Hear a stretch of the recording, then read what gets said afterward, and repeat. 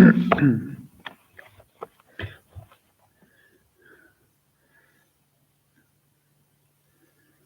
there. Welcome to the Tibetan Buddhist Society. My name's Tim. At the peaceful land of joy, our traditional inside our traditional Buddhist magnificent temple here. So this is the 4 o'clock Path to Enlightenment class, and we'll start off as per usual with some prayers, starting on page 19, the prayers to Shakyamuni Buddha, and so on. So,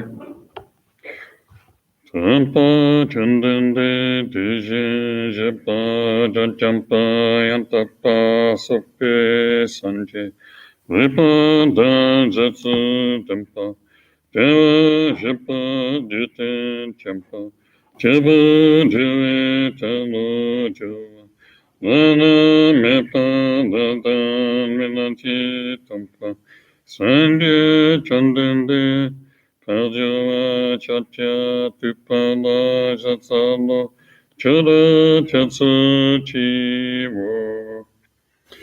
Teacher, Bhagawan, Tathagata, Arhat, perfectly pure and complete Buddha, all-knowing, having poise, Sugata, apprehender of the world, navigator of beings to be subdued, incomparable, teacher of gods and humans, to the Buddha, the Bhagawan, the glorious conqueror Shakyamuni, we prostrate, make offerings, and go for refuge. Sangadam Tanzati Janana Tachabadadami Tatsuchi Tadiditsudipizanati Tama Pendisandi Tupajo. To the Buddha, Dharma, and Sangha, I go for refuge until becoming enlightened. Through the merit of my generosity and so on, may I achieve Buddhahood to benefit all beings. To the Buddha, Dharma, and Sangha, I go for refuge until becoming enlightened. Through the merit of my generosity and so on, may I achieve Buddhahood to benefit all beings.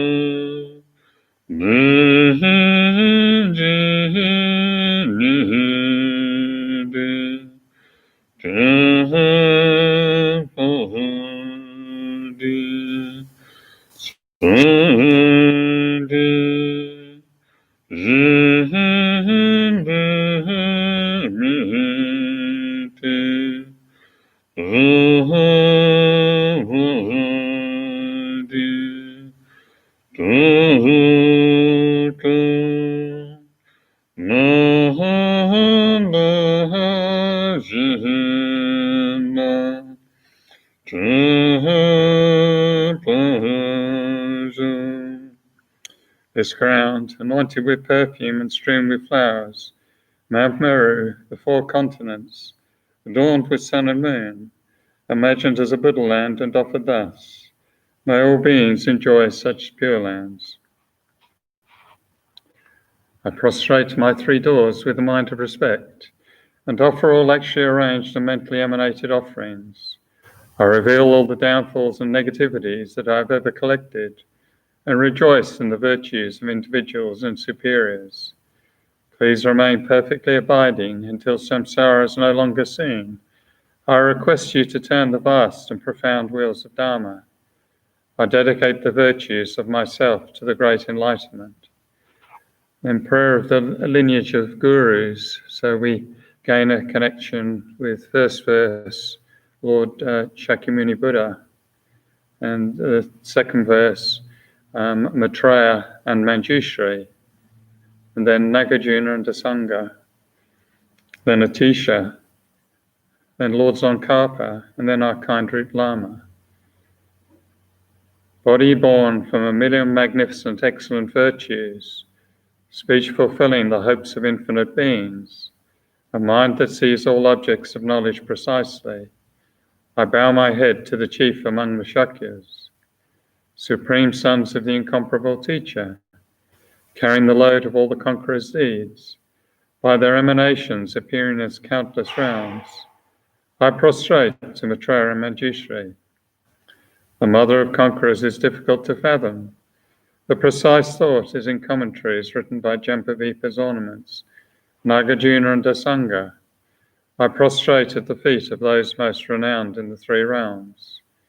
From these two great chariots come the excellent lineages of the paths of profound view and vast deeds, their essential points gathered thoroughly and without fault. Prostration to the lamp holding this treasury instruction, giving explanation through compassion, by seeing precisely and completely the essential points of all paths of Sutra and Tantra, holder of the conqueror's entire holy Dharma, prostrations to the glorious Lord Tsongkhapa.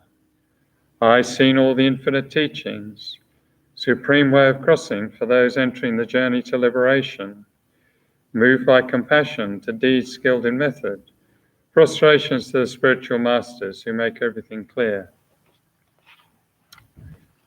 In the prayer of the path to enlightenment, the kind master is the basis of all qualities, and proper reliance is the root of the path. By seeing this excellence and through much striving, bestow blessings to be devoted with great respect. This gentle support of freedom, obtained this one time, is most difficult to achieve. Knowing its great value gives rise to a mind seizing its essence constantly day and night. Bestow blessings to generate this continuum unceasingly. It is like a bubble in water, this constantly moving body and life. Thus remember the swift collapse of death. Beyond death, like body and shadow, white and black karmic results follow after. By gaining firm certainty in this, the mass of faults, subtle and very subtle, are abandoned, and the accomplishment of all virtuous collections completed. Bestow blessings to ever retain conscientiousness. The qualities of samsara are unfit to be trusted, the door to all suffering. Do not be content with these enjoyments. By knowing its defects, bestow blessings to develop a great aspiration for the bliss of liberation. By that pure thought, great conscientiousness is drawn forth, and mindfulness and awareness of the individual liberation, the root of the teachings. Bestow blessings to make this the essential practice. Just as I myself have fallen into samsara's ocean, all living beings as mother are also like that. By seeing the responsibility for the liberation of beings, bestow blessings to be trained in supreme bodhicitta. However, by merely generating the mind, if not acquainted with the three aspects of ethics, enlightenment will not be attained. By seeing this excellence, bestow blessings to train with strong effort in the vows of the conqueror's sons. Pacifying distraction toward perverse objects, by way of proper analysis of the perfect meaning, bestow blessings to swiftly and continuously generate the path related to the union of calm abiding and special insight, thus becoming a vessel trained in the common paths, and to the Vajrayana, supreme evolution of all vehicles. Bestow blessings to engage the easy path itself, that sacred way of crossing for fortunate beings. The base of practice for the two aspects of attainment is when guarding the pure vows of commitment is found to be genuine and certain. Bestow blessings to protect them even at risk of life. And by understanding properly the important points, which are the essence of the two stages of the Tantra classes, Bestow blessings to practice according to these holy teachings, with continuous effort in the supreme four-session yoga. Like that, may the spiritual friend revealing the gentle path and the friends of proper practice stand firm. Bestow blessings to quickly pacify the masses of outer and inner hindrances. In all rebirths, may I never be parted from perfect gurus and the enjoyment of the glorious Dharma. By utterly completing all qualities, paths, and grounds, may I quickly achieve the state of Vajradhara. So we'll start off with some meditation as per usual. There's a light offering for Sydney Smith's sister Kathleen Camille, who passed away in June. So we can imagine making this offering of beautiful light to all the Buddhas, Bodhisattvas, all holy beings, on behalf of Kathleen Carmel, and anyway, to Kathleen, and that she be protected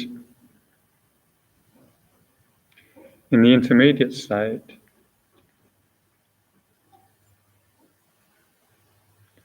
and attain good rebirths with good conditions and access to the Dharma and holy gurus, and step by step realize her potential for enlightenment, and step by step attain that state of peace.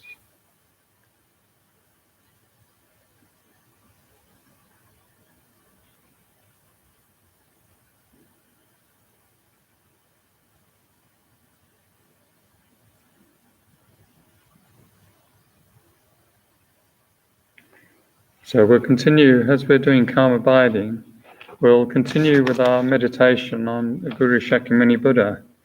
There's many good reasons. I mentioned some last week, but I'd like to quote from Lord Tsongkhapa's great treatise on the stages of the path, of the advantages, one of the advantages of meditating on the Buddha. He says there's two ways to do this. Newly imagining the Buddha's form, and two is visualizing the Buddha's form as though actually present. The latter has a distinct advantage in developing faith and fits within practices common to Sutra and Tantra vehicles. Furthermore, do not let the object of meditation have the aspect of a painting or sculpture. Rather, learn to have it appear in your mind with the aspect of an actual Buddha. So, sitting in meditation posture and letting go of any tension that's built up through the week, letting go with the out-breath. It's easy in lockdown for tension to build up. So breathing it out with the out-breath, letting it go as it doesn't help us.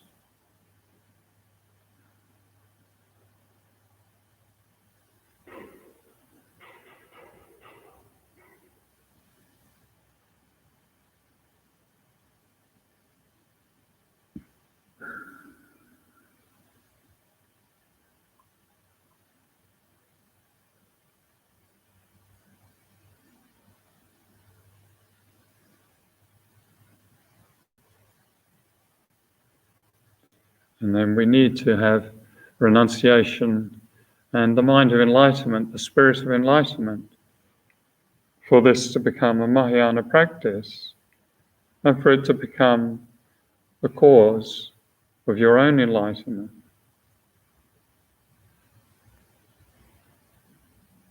So we need to recognize the truth of suffering, to have both renunciation and bodhicitta. We need to recognize suffering within samsara. And this coronavirus situation even just here in Melbourne, let alone the rest of the world, gives good examples of that. So there's people who have died through the virus here in Melbourne. Every day recently, people have died. And often those who love them haven't been able to access to help them when they're dying.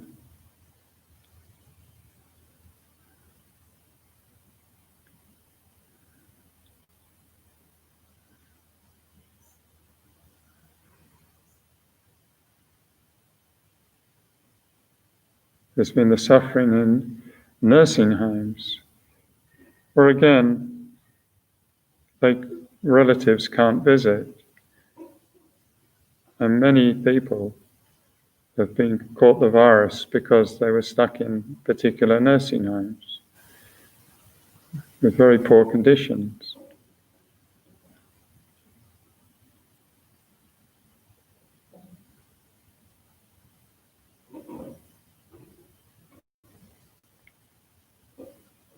There's people who've lost their jobs or got less work, less income, and great financial stress through this virus here in Melbourne.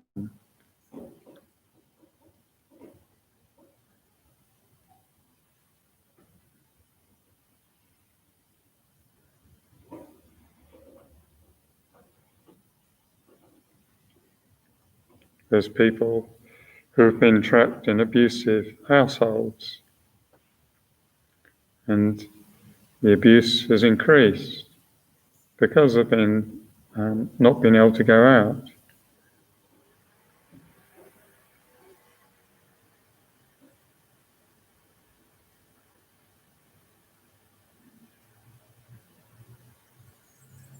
And then even if we haven't faced any of these, we might have other mental suffering, like loneliness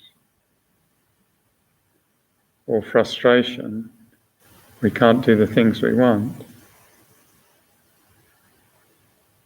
Or relationship conflicts, because people are forced to spend more time with each other, and they've got different opinions, different views, different values, different standards.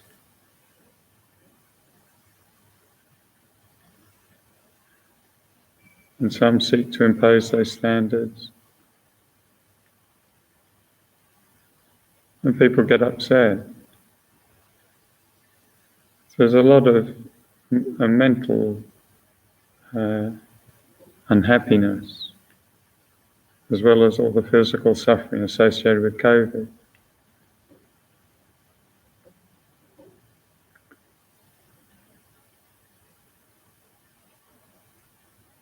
And according to Lord Buddha, this is the nature of samsara.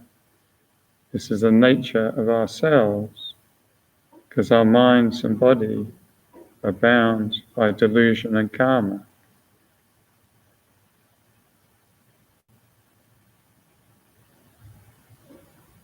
So therefore, we must practice calm abiding and special insight and traverse the path to enlightenment, to be free of all this affliction and lead others out of all this affliction.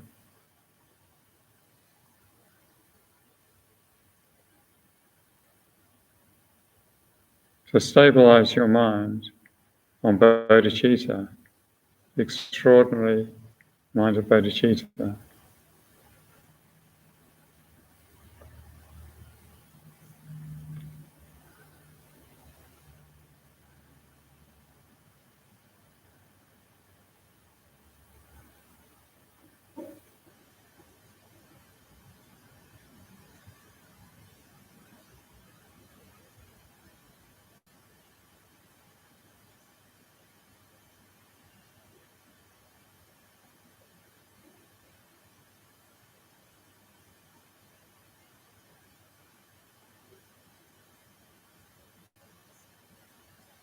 And we practice single-pointed concentration on Guru Shakyamuni Buddha. So visualizing in space in front of you, at the level of your forehead, appears a precious throne, golden throne, all of the visualization light-natured. So in front of you, level of your forehead, a golden throne supported by 8 mighty lions, representing the omniscient mind, the basis of all Buddha manifestations.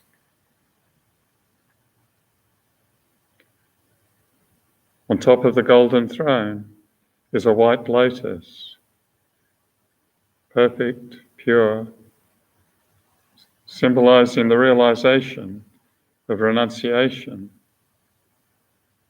to be free of all suffering and all its causes.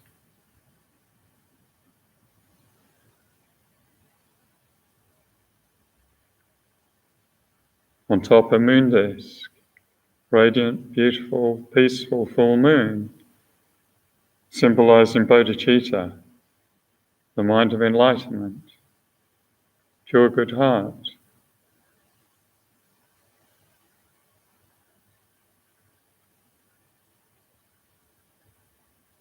And on top is a sun disk, radiant, just as the sun dispels darkness. So the realization of wisdom, the perfection of wisdom of the Buddha, dispels all ignorance, all confusion.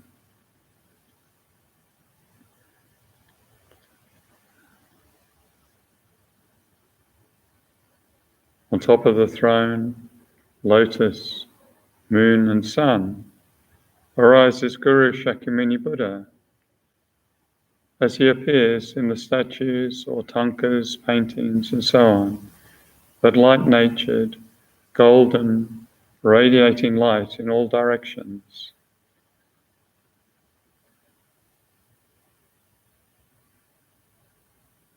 He has one face, smiling compassionately towards you. The one face represents his realization of the one nature, the emptiness nature of all things.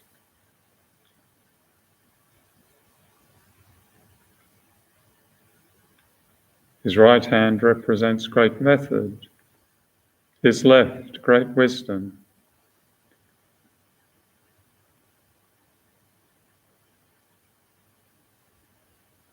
His right hand rests on his right knee in the earth-touching gesture, showing the Buddha has the power to stop all negativity, and especially lower rebirth, the suffering of the lower realms.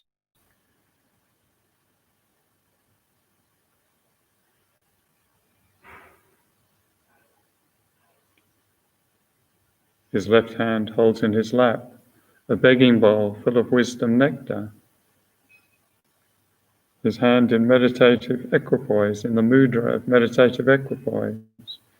And the nectar has the power to destroy all delusions, and especially all disease.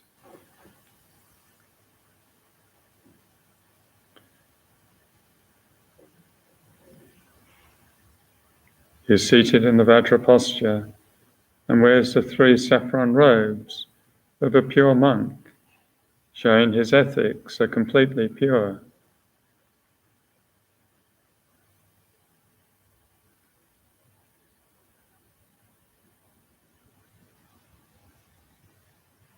At his crown is a white Om, symbolizing Vajra body, enlightened body. At his throat is a red R, symbolizing enlightened speech, Vajra speech.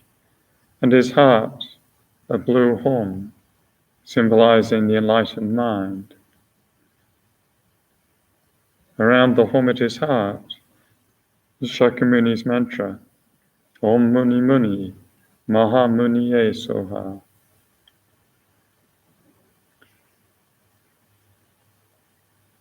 From the Hom and mantra rosary, white light emanates in all directions, making offerings to all Buddhas, Bodhisattvas, all holy beings.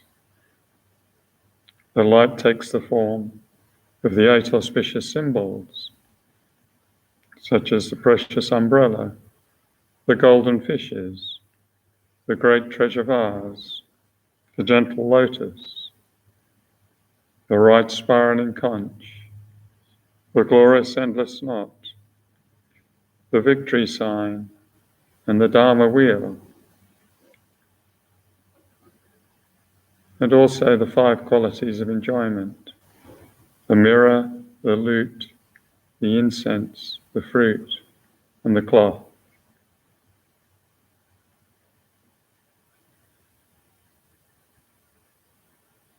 Imagining beautiful, pure offerings to these holy beings.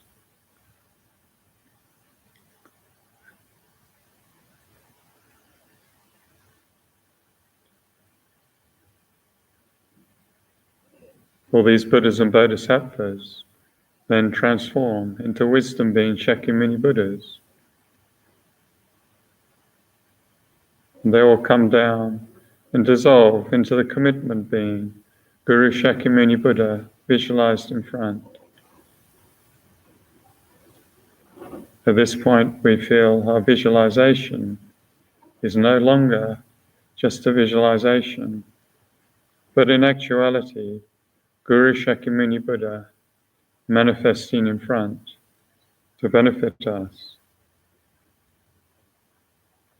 Or if we have a kind guru, this is in actuality your guru in the perfect form of Guru Shakyamuni Buddha.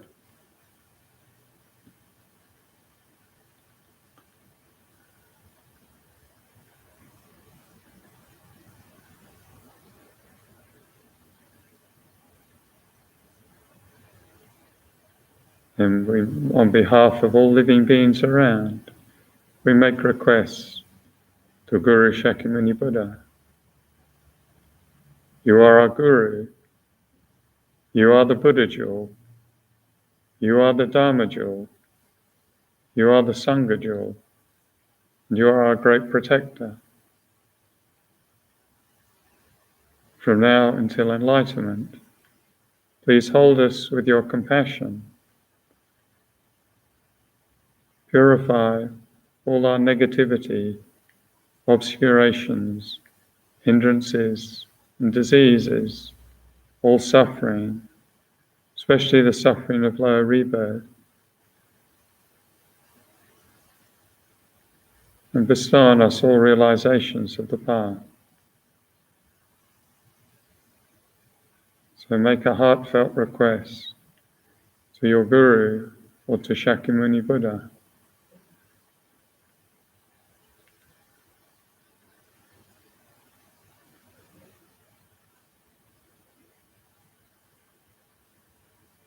Then white light from Shakyamuni Buddha's the home at his heart and mantra rosary emanates beautiful healing white light, white nectar, which comes down through your crown and through the crown of all living beings around. As it fills your body, it washes out all negativities, all obscurations, hindrances, suffering, disease, sickness, all problems in the form of black light, dark impurities. If we like, we can visualize blood, pus. This all leaves through the lower parts of our body, through the orifices and through the pores of the skin, dissolving into the earth, disappearing forever.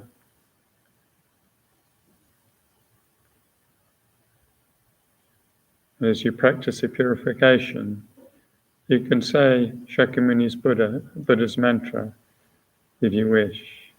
Om Muni Muni, Maha Muniye Soha. Om Muni Muni, Maha Muniye Soha. Om Muni Muni, Maha Muniye Soha.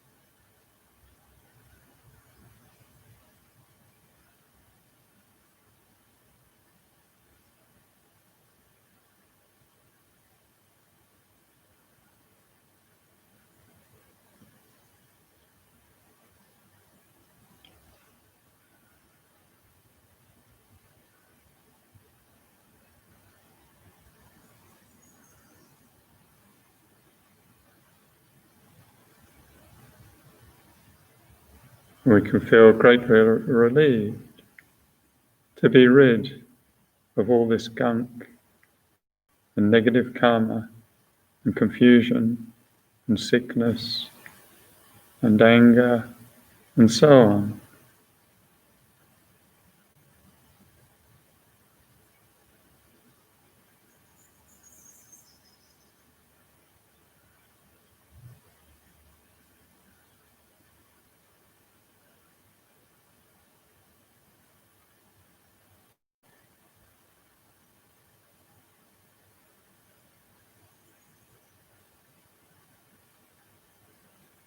And feel now we have received the realization of peacefulness.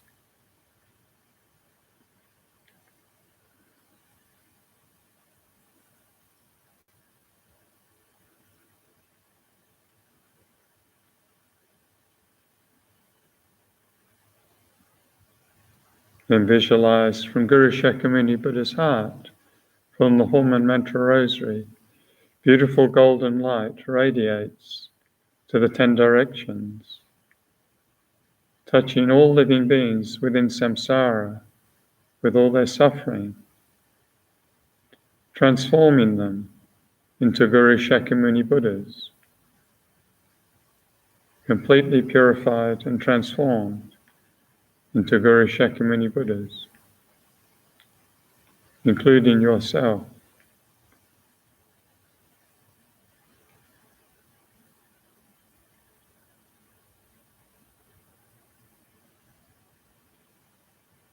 Then all these Guru Shakyamuni Buddhas absorb into the commitment being, Shakyamuni Buddha in front of you.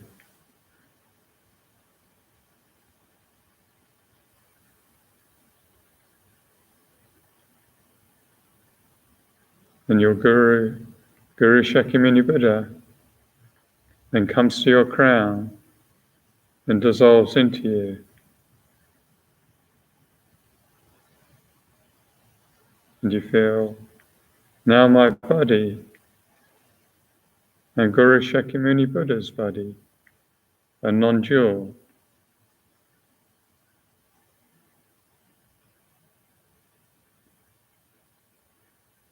Now my speech and Guru Shakyamuni Buddha's speech are non-dual.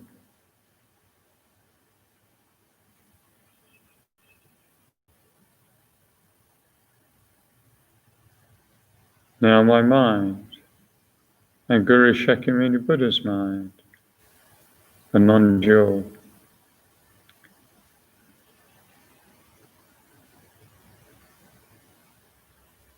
And try imagining that for a moment.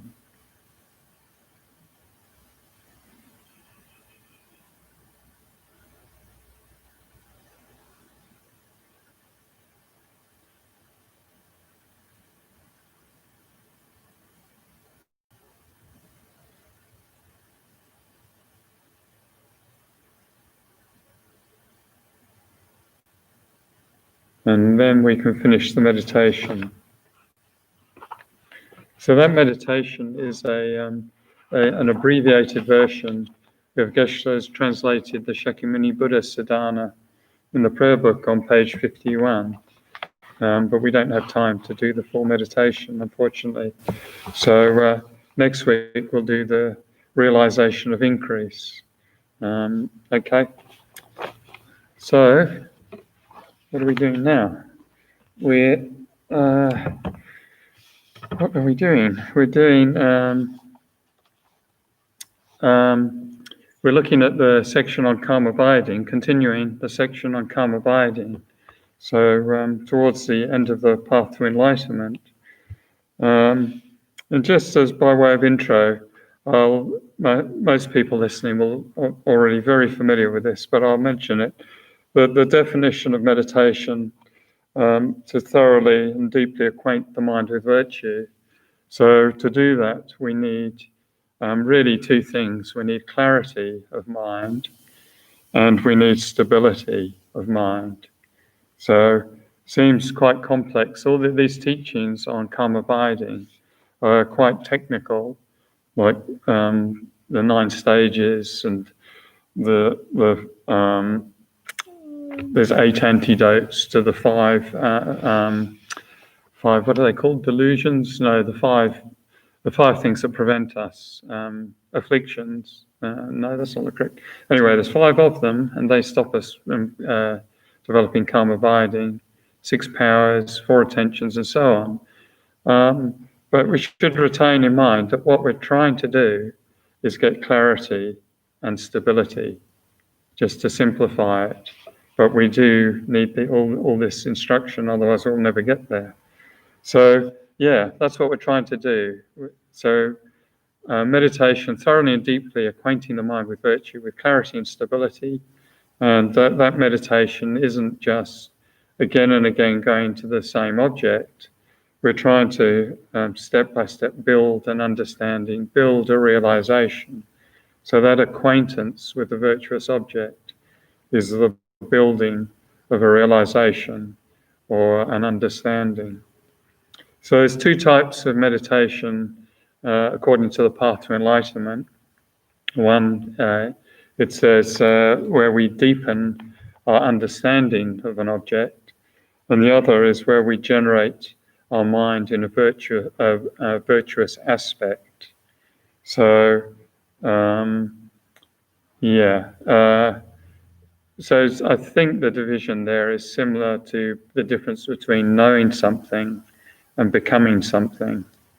So, yeah, we want to know negative karma. We want to know all the delusions. We want to know what anger is and know it intimately, so then we can see the disadvantages. But we don't want to become negative karma. We don't want to become anger. We don't want to become worry. We don't want to become depression. So those things we're trying to know, like impermanence, emptiness, and so on, disadvantages of delusions, karma. The other things we're trying to become, such as compassionate, I can never pronounce it, but that one beginning with EQ, loving and so on, patient and so on, generous and so on. So, yeah. And I think I don't know if this is true, but that knowing versus becoming seems to have some correlation to the wisdom lineage and the method lineage. It's a bit of a stretch, but the wisdom lineage, you're trying to know reality, you're trying to know impermanence directly, you're trying to know emptiness directly. Whereas the method lineage, where we're developing other qualities like these bodhisattva actions, like generosity and ethics, we're trying more often to become those qualities, to make them part of us. So we have ordinary mind. With our attempts at calm abiding are obstructed by our ordinary mind. So Shantideva said, if our mind is distracted to other things, then the knower of reality, which means the Buddha, has said it is meaningless. Our meditations are meaningless if we're distracted. So if we do check our meditation sessions, then in all honesty, how much of that session, say you meditate for half an hour or an hour, how much did you spend on the object? And of that, how much had clarity on the object? So, and those bits in between, unless we're trying to get back to the object, Shantideva is saying that's meaningless. There's no benefit there. We sat there and daydreamed. So, we try virtue, and then we get distracted, or our meditation gets mixed with negativity. So the ordinary mind's in the nature of movement. It's always moving. It's wild. In the nature of movement, always distracted, mostly unclear. Clarity is a rare thing. So, and generally with the ordinary mind, then our mind and body is always uncomfortable to a degree. It's never comfortable. in the same way that someone who's attained calm abiding has this sort of extraordinary bliss of even physically. So, and we become uncomfortable also with our projections, with our destructive emotions. Then they release hormones and there's tension in the body, and it's all pretty uncomfortable. So I'll just quote Shantideva from the chapter 5 on guarding alertness. He talks about a crazy elephant in India. Occasionally an elephant goes rogue and starts destroying things.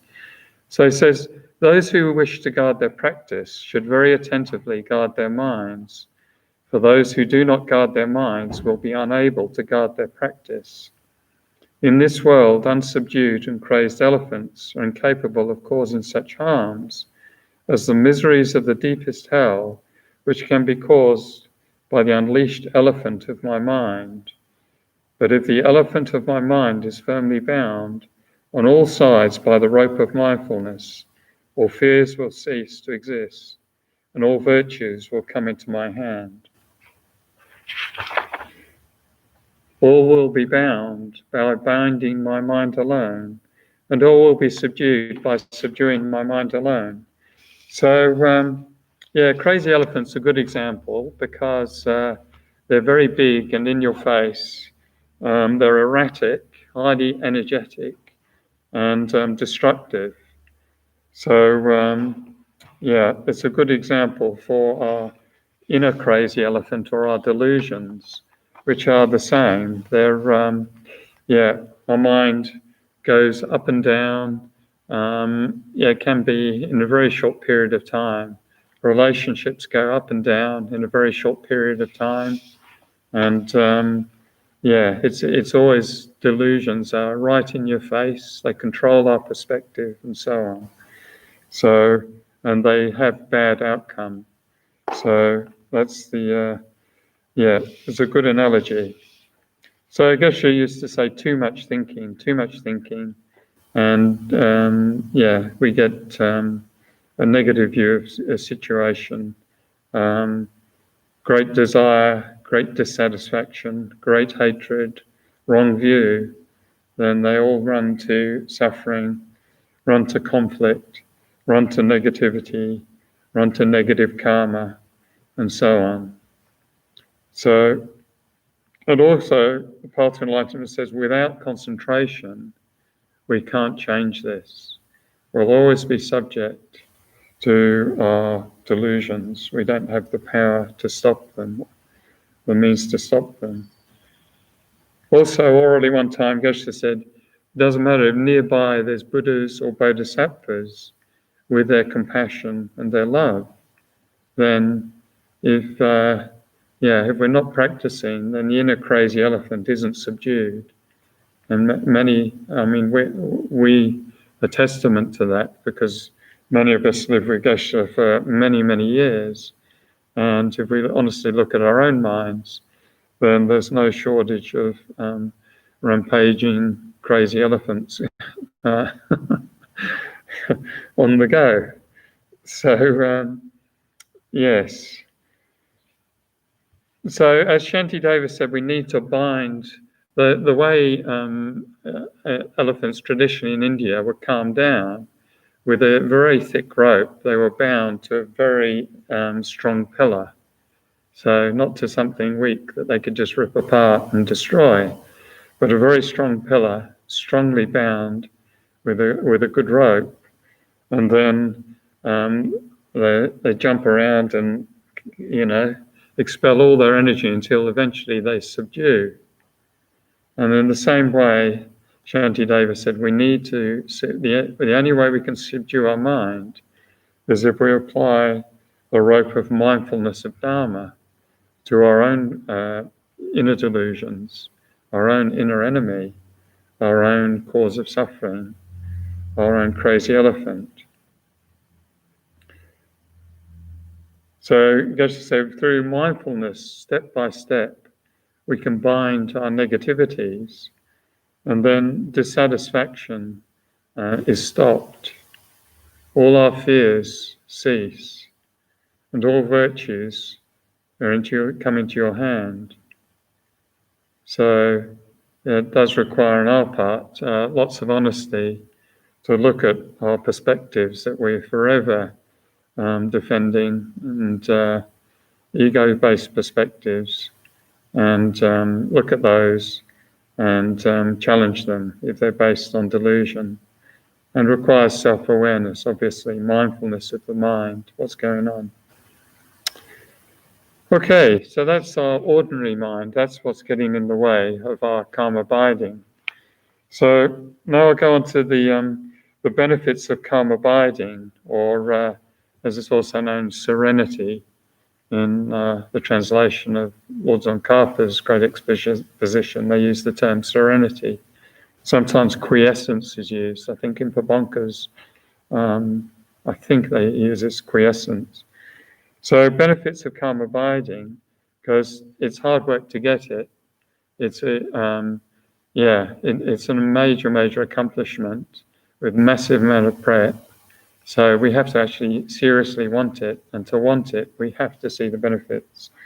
So benefits, first of all, we're calm all the time. We're free of tension.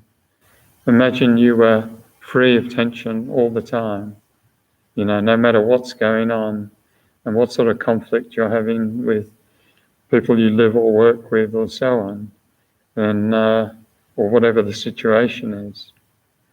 So it said we have few delusions, and whatever delusions do arise are very easy to overcome with calm abiding.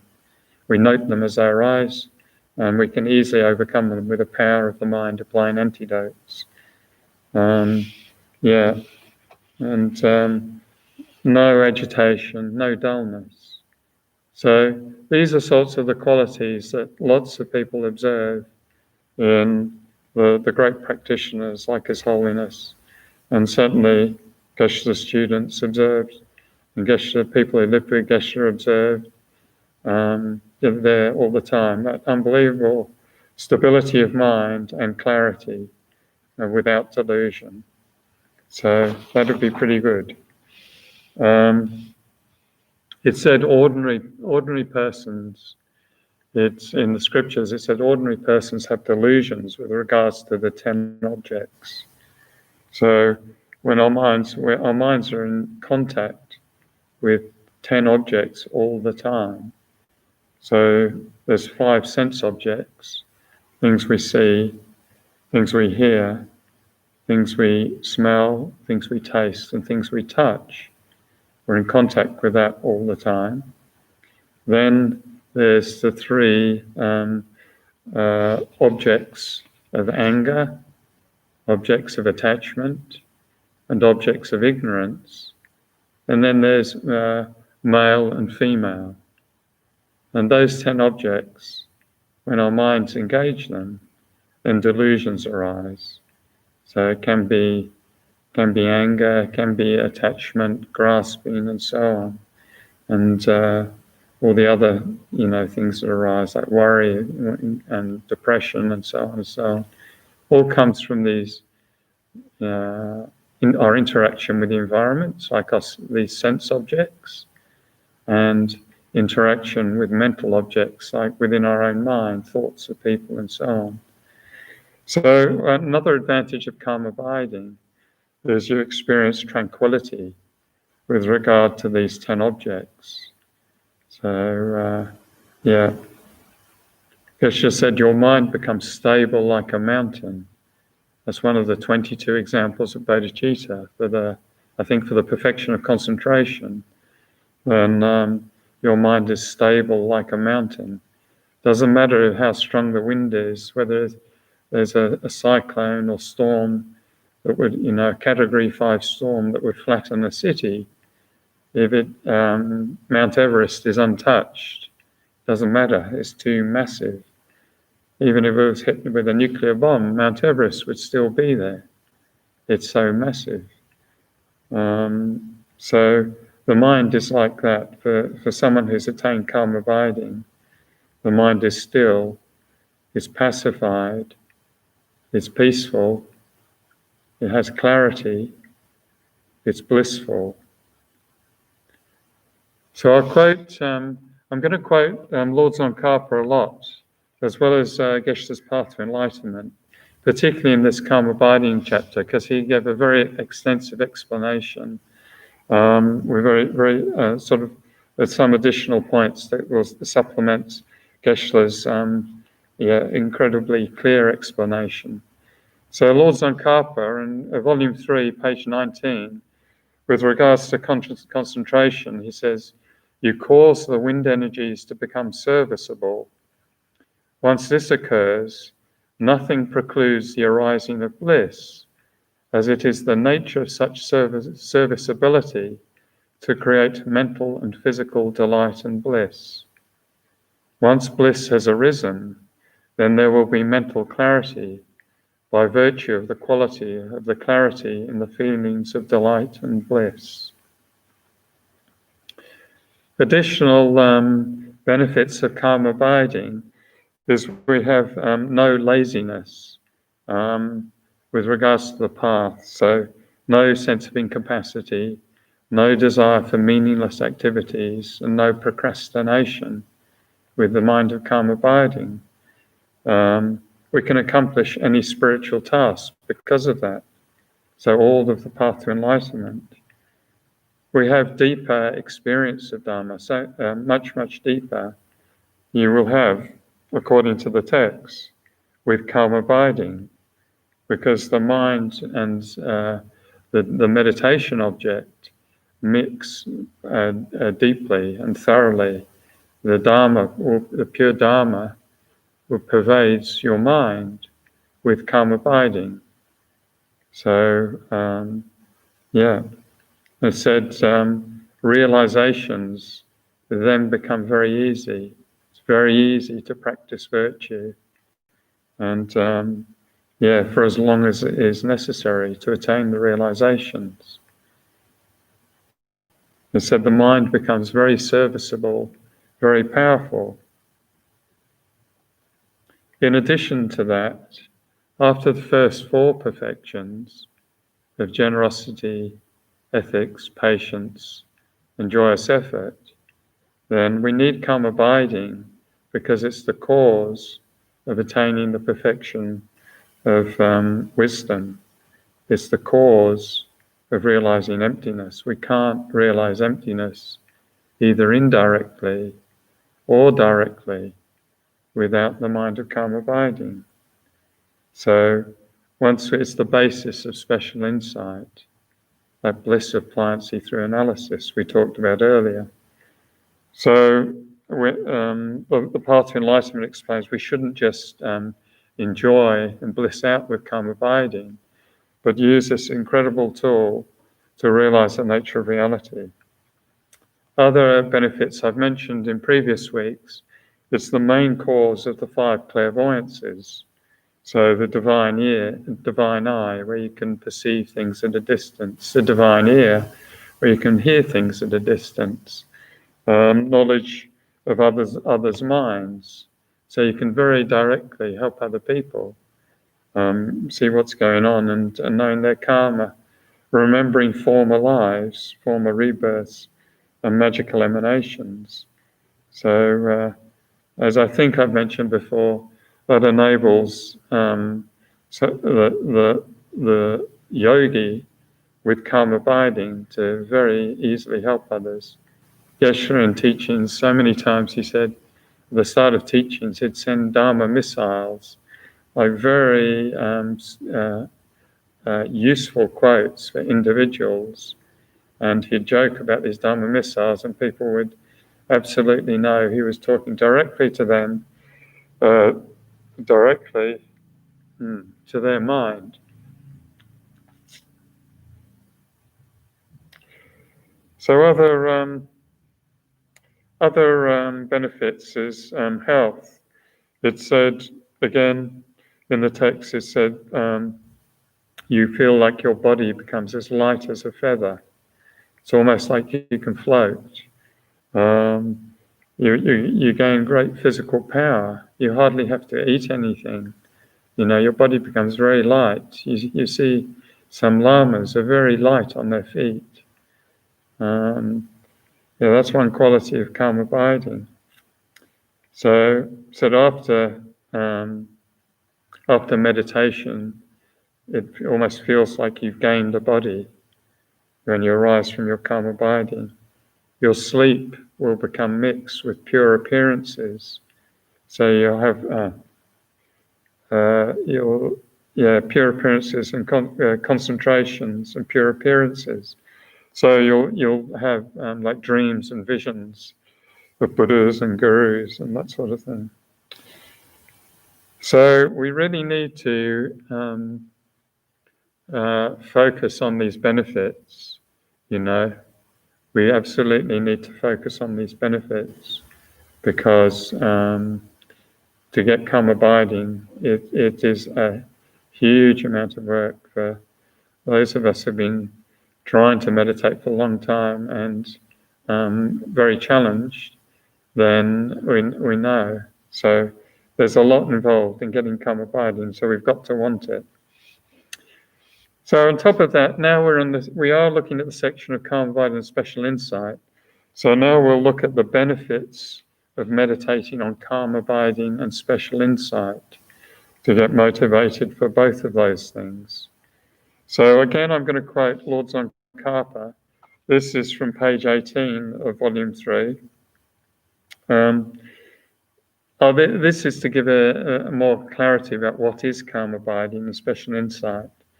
He said, some claim that a mind resting in a non-discursive state without vivid intensity is serenity, which is serenity means calm abiding, while such a mind with vivid intensity is insight.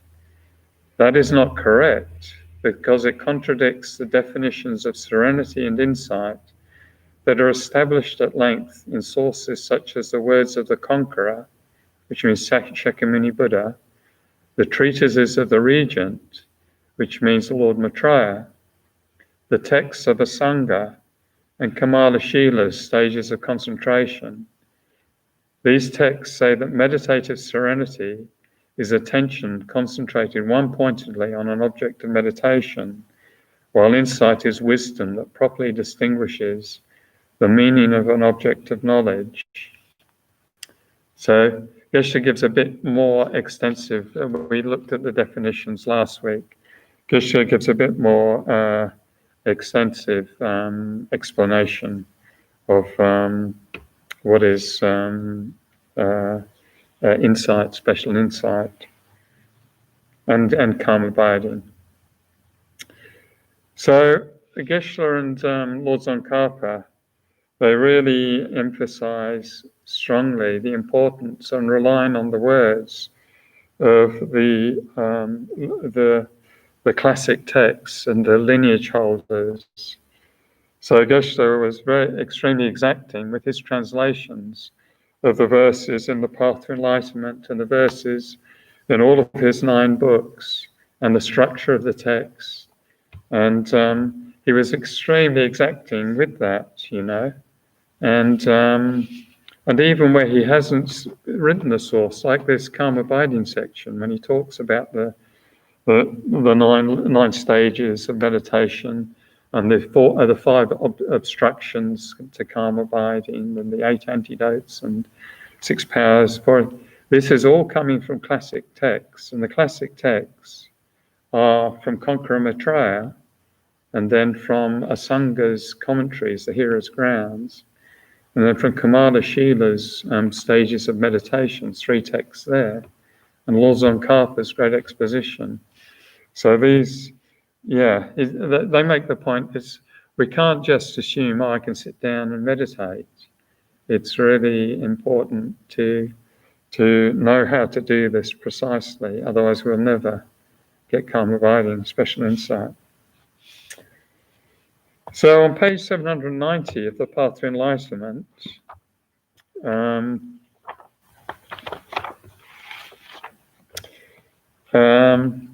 Geshe quotes, he's on the benefits of meditating on calm abiding and special insight. He says, all the mundane and supramundane qualities of the Hinayana and Mahayana are results of the practice of karma binding and special insight. That is actual karma binding and special insight, or a similitude of these.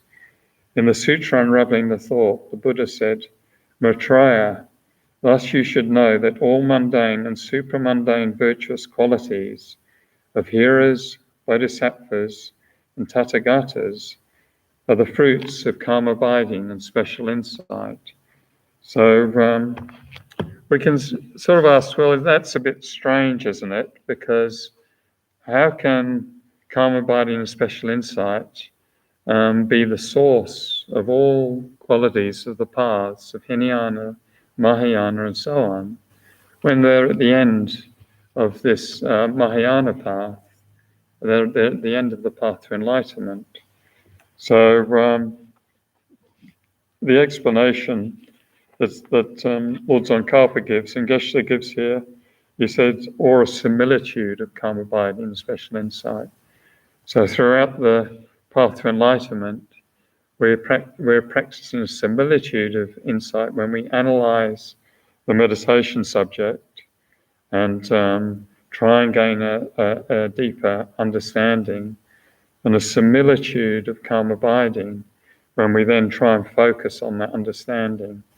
And that's how we traverse the path, with that similitude of concentration and wisdom.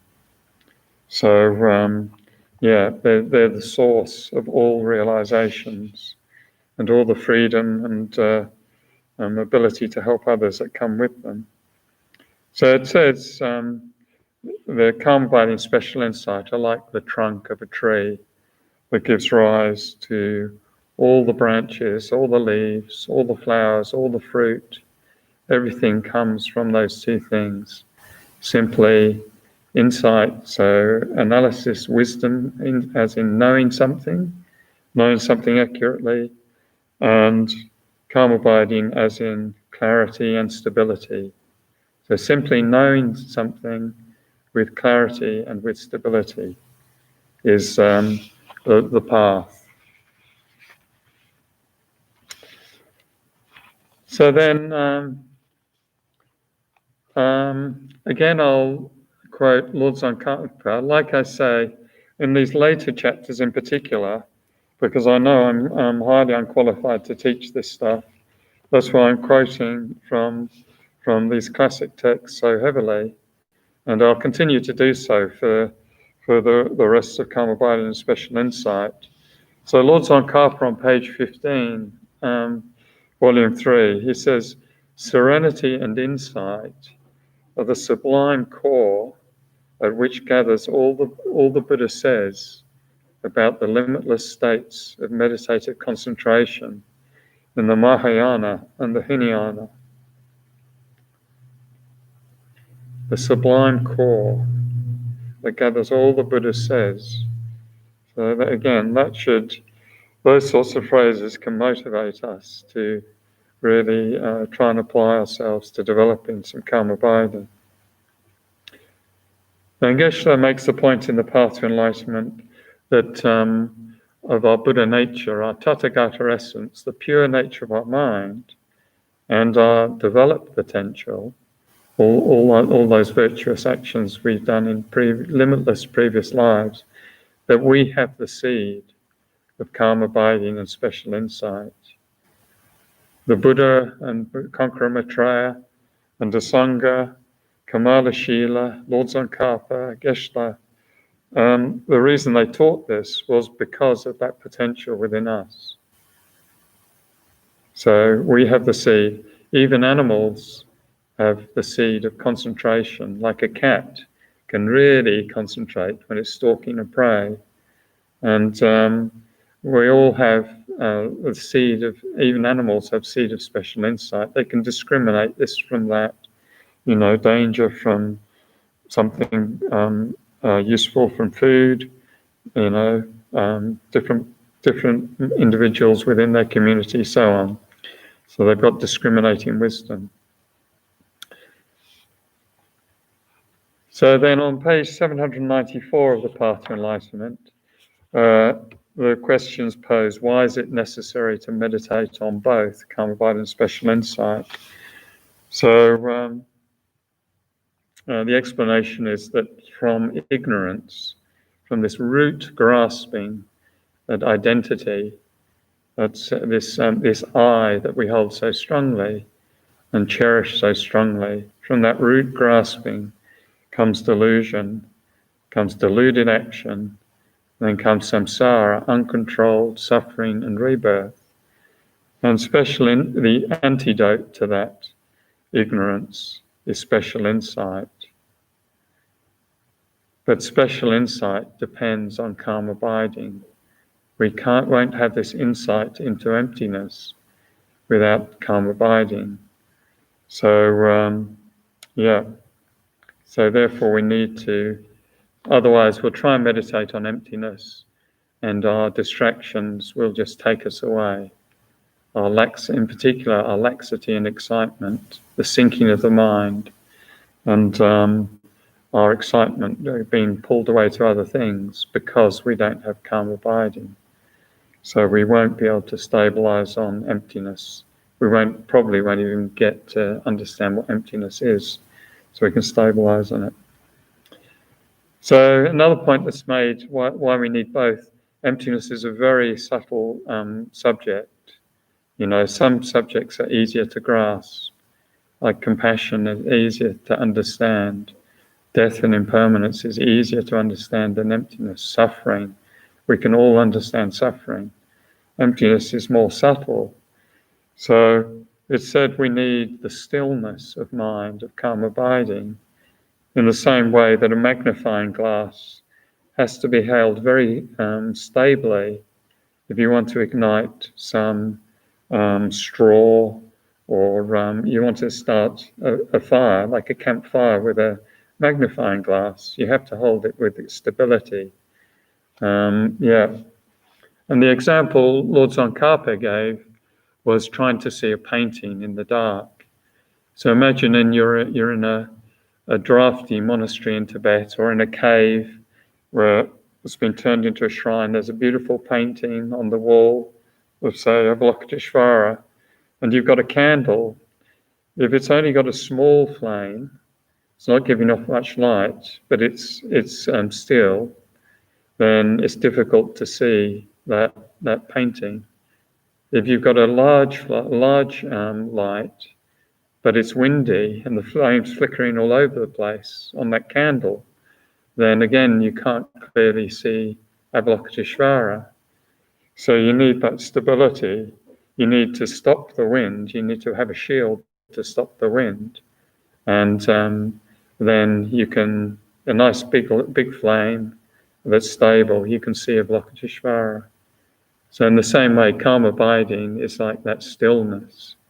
It's like the shield that stops all these winds of delusion, winds of karma, blowing the mind around. And the flame, the light from the flame, is like this special insight. It's this wisdom that can perceive things as they are. So, we need a steady mind. Yeah. So again, I'll quote Lord Tsongkhapa, page 22, volume 3. Without insight into the real nature, no matter how long you cultivate serenity, you can only suppress manifest afflictions. You cannot eradicate their seeds. Therefore, do not only cultivate serenity, you need to cultivate insight as well.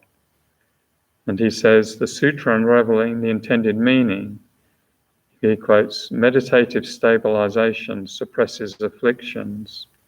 Wisdom destroys dormant tendencies. So I don't know, maybe if you've got athlete's foot, then all this fungus in between the toes, then you can suppress that athlete's foot by continuously pouring powder in, washing the toes and so on. Or you can eliminate it completely by removing those conditions. You can start wearing sandals, say. So it's two different things, suppression and eliminating it at the cause. Or maybe in terms of psychology, there's some sort of equivalent there where, we can suppress our destructive tendencies or our bad habits by training ourselves away from them. We can suppress them. But maybe occasionally you hear of people who've had some sort of very useful insight, maybe coming from their past, and they figure, the reason I've been behaving like that, I've always been trying to impress my father, or the reason I've been behaving like that is because the harm I got when I was young. And gaining that knowledge for some people, then it can be quite liberating. It's like you've gone to the source, you've realized what's the cause of why do I always do this. So, that's like maybe the difference between suppression and rooting it out at the source, the difference between calm abiding and insight with regards to delusions. So I'll quote Geshe from the Samadhi retreat in 1991 in regards to this subject. He said, Peerless Master, great scholar Shantideva, said Samadhi and Vipassana in cooperation together destroy our delusions. If just Samadhi on its own, then it's impossible to completely destroy our negativities. Therefore, together, Samadhi and wisdom perceiving emptiness. Wisdom perceiving emptiness is the complete opponent to delusions. It is our inner nuclear weapon, destroy all of our delusions. Wisdom perceiving emptiness is dependent to Samadhi. So Samadhi as in concentration. Why? If no practice Samadhi, then wisdom perceiving emptiness, then too much thinking, agitation. Therefore, first practice Samadhi. Why do we need to practice Samadhi? Because we have very heavy negative mind, very heavy delusions, a stupid heavy mind. At the moment, all our delusions completely control us. Now we change. Through Samadhi, deep concentration, we completely control our delusions, then step by step, completely abandoned.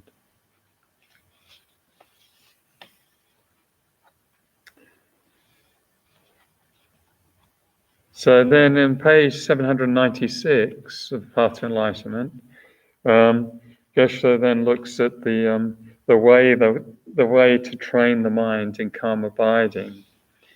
And all these calm abiding instructions, as I said, Geshe doesn't always cite the source here, but he was an absolute stickler for what's the word? Is it like fidelity to the pure tradition? So ensuring. So all these instructions, they come from Konqueror Maitreya's ornament for the Mahayana Sutras, and another text of his discriminating the middle and extremes. Then Sangha extracted the essence into the hearer's grounds, the Shravaka's levels. Then Kamala Shila explained in stages of meditation, which I think was three. There was a first one, second one, and third one. And Lord Tsongkhapa extracted these into the essence, extract the essence in the Great Exposition. And then, but even Lord Tsongkhapa's text is quite a hard read. So Geshe has done a really beautiful. It's so clear in the Path to Enlightenment. It's a very easy read, even though there's different categories of 9 of this, 6 and 5 and 8 and so on and so on. It's very clearly laid out, and it's extracted all these essence of these great yogis and masters into this calm abiding chapter. So the prerequisites, Geshe gives here the prerequisites for calm abiding. Prabhanka, I'll just read, it says, to be able to attain calm abiding, certain conditions should be gathered. So just as to grow a fruit tree, one requires all the necessary conditions of heat, moisture, and manure for the tree to grow strongly and quickly. So karma abiding practice with the following 6 conditions will have the greatest chance of success. Without the right conditions, it will take a long time to gain the realization of karma abiding. As Atisha said in his Lamp for the Path to Enlightenment, if the conditions for karma abiding are deficient, though meditating with great effort, even for 1,000 years, you will not achieve concentration. So, maybe another example, if we're trying to build a house, then we can't just go ahead and build a house. There's a lot of preparation you have to do. I've never built one, but you have to get architect designs, you get council approval, you need to organize a mortgage, you need to organize materials, business, whatever. There's a lot more involved than that, but all those prerequisites have to be there, otherwise you won't result in a house. And so it's the same with this karma abiding. We need the prerequisites. So, you can't just bulldoze through saying, I want karma abiding, I'm going to bulldoze through, I'm going to get there, because we'll run into obstructions. We won't have the inner mental environment, as well as the outer conditions. We won't have the inner mental environment that will support us gaining karma abiding. We'll run into problems, guaranteed. So Geshe used to give an example of someone called Samadhi John, I think in Chön Reisig Institute, who was determined to get karma abiding and give everything away, rushed up into the hills to meditate, and came back sort of 3 or 6 months later, depressed and angry and with no karma abiding, and worse off than when he started, because discouraged from practicing Dharma. I think he left. So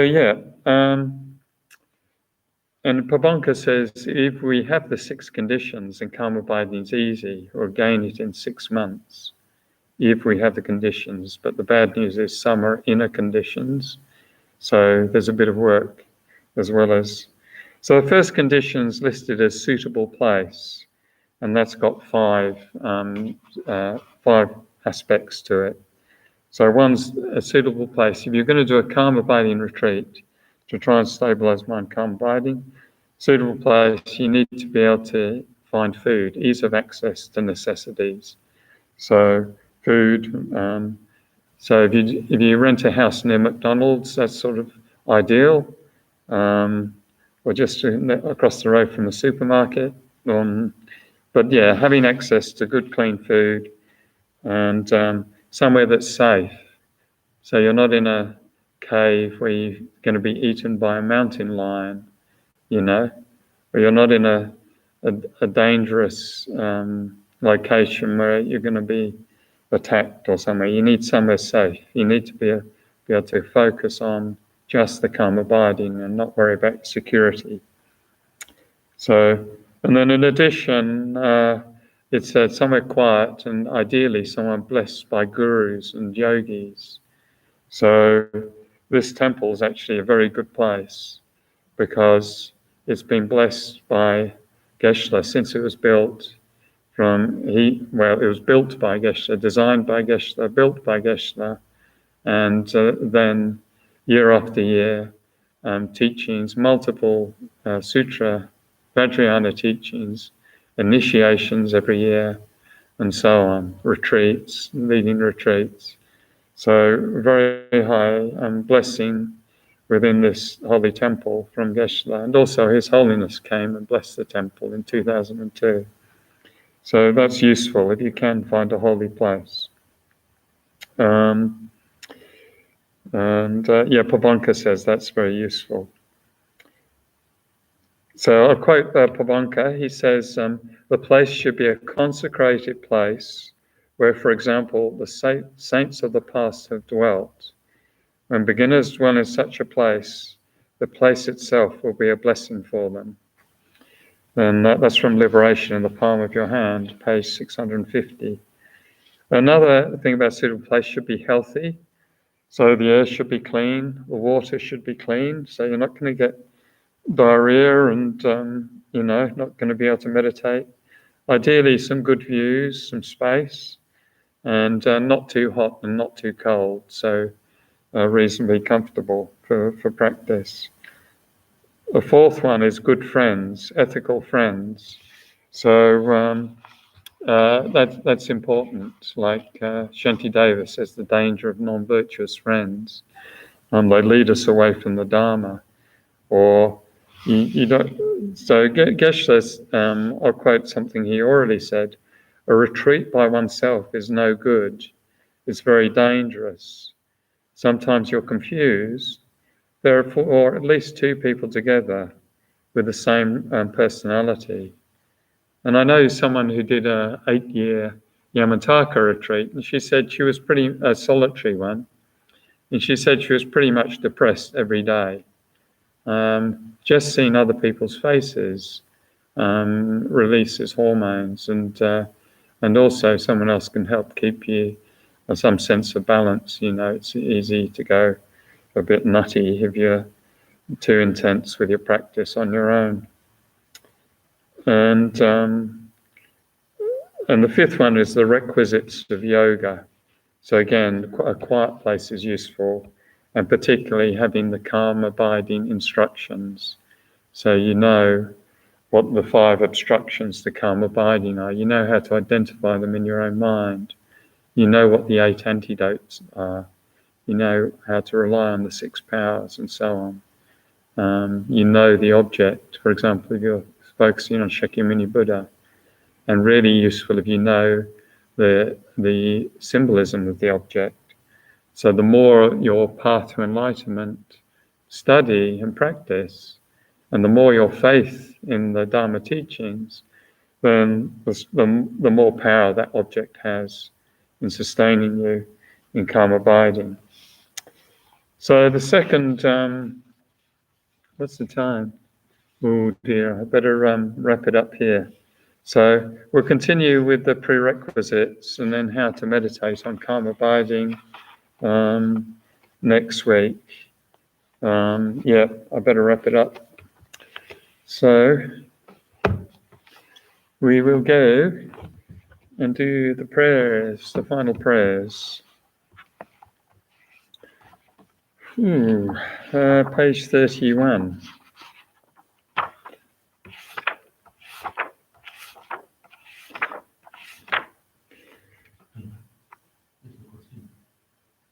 Oh, there's a question. Okay, maybe after the prayers we'll. Yeah, thanks. I was trying to avoid it because it's quite a tricky one. Okay, so prayers. Final prayer of the graduated path. By the 2 collections vast as space, amassed with effort for a long time, may I become a chief of conquerors, a guide for all beings whose mind's eye is blinded by ignorance. Also in all lives who are not yet come to that, may Manjushri favour me with his compassion, finding the supreme path, complete with all stages of the teachings. May I please the conquerors by practicing well. By my precise understanding of the essential points of the path, with skillful means drawn along by strong compassion, and by dispelling the mental darkness of beings, may I uphold the conqueror's teaching for a long time.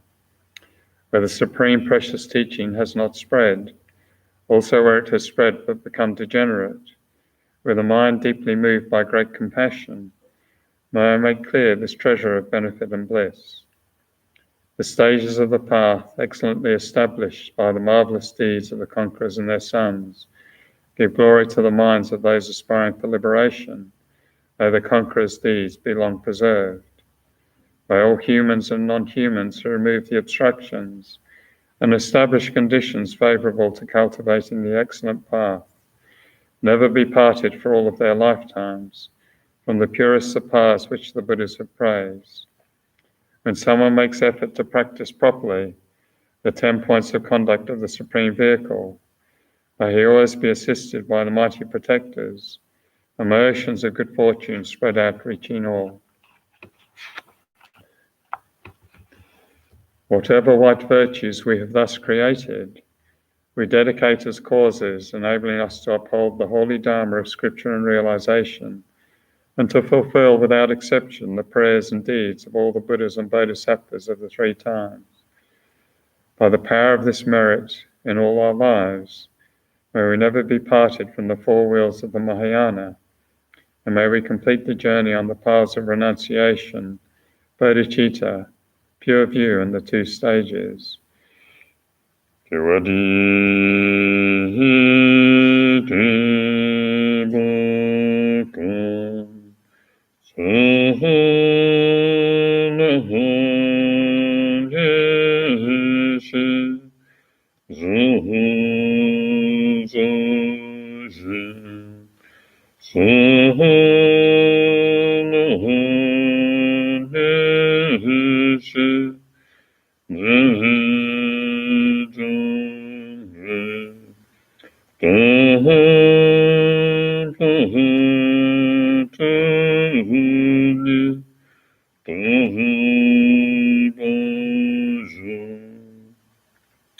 By this virtue, may all beings complete the collections of wisdom and merit, and attain the 2 holy bodies arisen from wisdom and merit.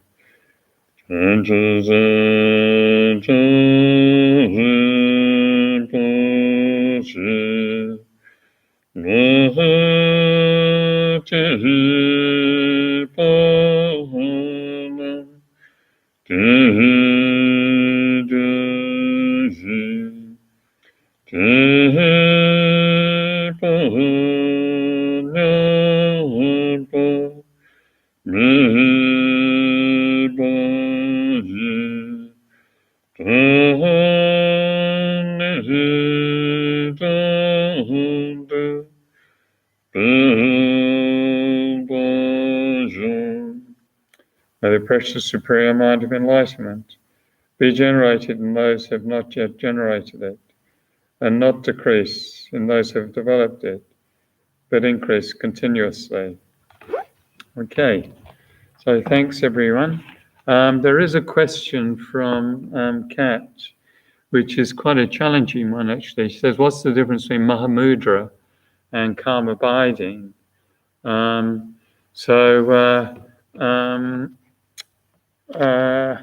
Mahamudra is a very big subject. Geshe wrote that text, The Great Treasury of Mahamudra, and it describes Mahamudra as a few different things.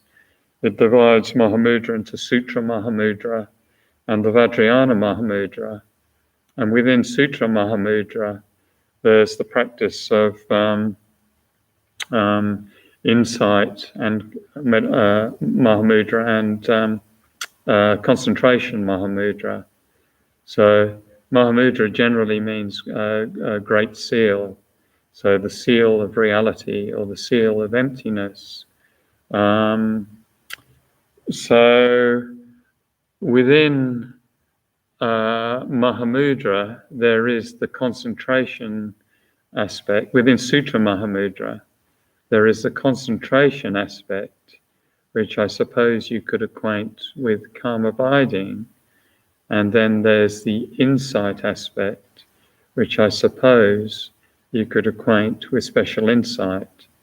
So calm abiding is that, being able to abide arising from having attained completed the 9 stages and be able to focus single-pointedly, having completed the 9 stages of concentration with the bliss of pliancy from that calm abiding.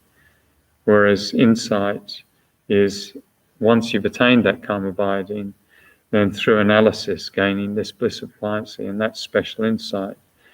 So insight, so calm abiding doesn't specifically have anything to do with knowing the nature of reality. It's a tool that enables you to then practice special insight.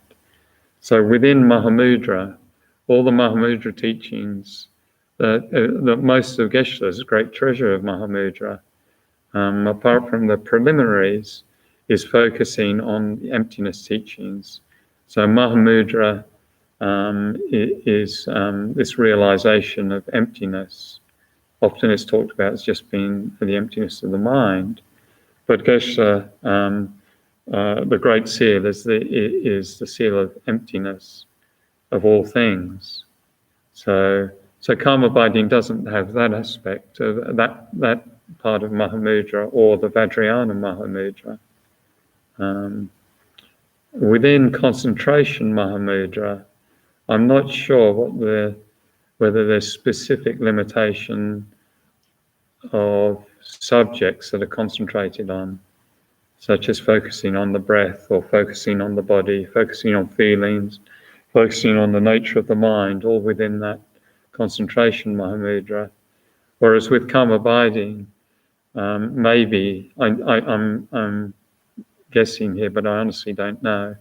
With calm abiding, there's a much broader subject matter you would bring it to. So you'd bring it to focus on impermanence, you'd bring it to focus on suffering, on the lower realms, on karma, on refuge, and so on, the entire path to enlightenment you'd bring calm abiding to. But I'm honestly not sure what the subject matter limitation within Sutra Mahamudra, within concentration Mahamudra, not Vipassana.